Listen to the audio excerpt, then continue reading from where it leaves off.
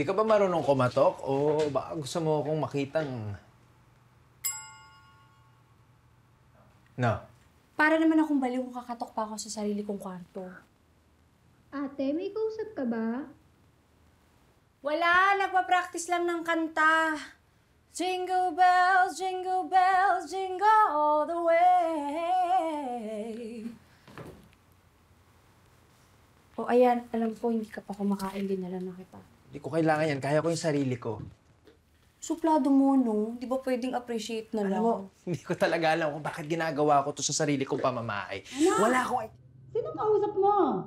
Ma, nanonood lang po ako ng presentations. Ah, okay. Tama na muna yung trabaho. Nandito kami lahat sa sala. Opo, sige po, susunod na lang.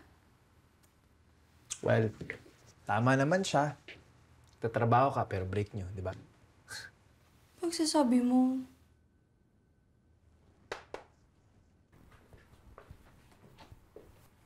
Bakit? Di ba pwedeng dedicated lang? Miss, there's a thin line between dedication and submitting yourself to abuse by someone in power. Kuha mo.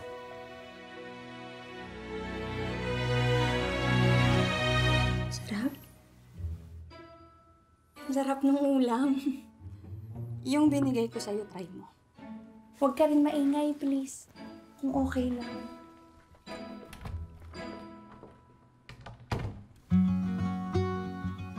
Namiss ko yung ganito, yung nagbabonding tayo ng matagal. Bakit? Gano'n na ba ako ka-busy? Simula nung lumipat tayo dito, para malapit sa bago mong trabaho. Uwi ka na lang, tapos kakain, tapos matutulog. Tuwing Pasko na nga lang tayo nakapagsimba ng sabay. Minsan di ka pa nasama. Baby, kasi syempre, para sa atin din naman yun, di ba? Tingin mo, kung lilipat tayo ng bahay after New Year, New Life. Lipat na naman. Nakasampung lipat na tayo ah. Nako, pag ako nakagraduate, bibili ako ng lupa. Papatayuan ko ng duplex. Isa para sa'yo, isa para sa akin. Saan naman sila, Mama? Makikitira sa'yo. Wow! Siguro naman di ka na makakapag-asawa kasi sobrang mo busy. Tignan mo naman oh. Ano? Pakiulit? Hindi ako makakapag? Asawa. Kasi? Kasi busy ka. Tignan mo ang ginagawa ganun mo. ba, ha? Busy. Oh, kasi.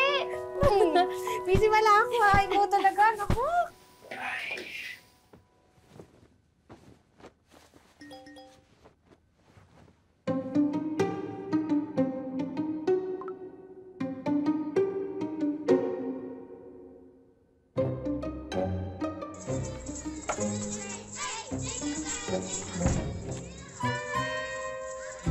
Patawag!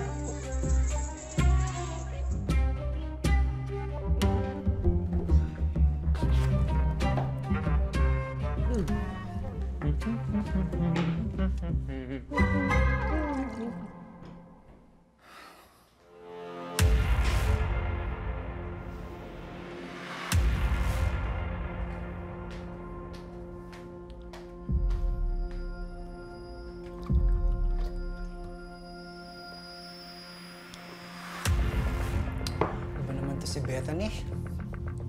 Kahit kailan, buka ka. Gusto ko naman yung... Mahal! Isuha mo nga rin ako ng tubig na maiinom. Sige, ma!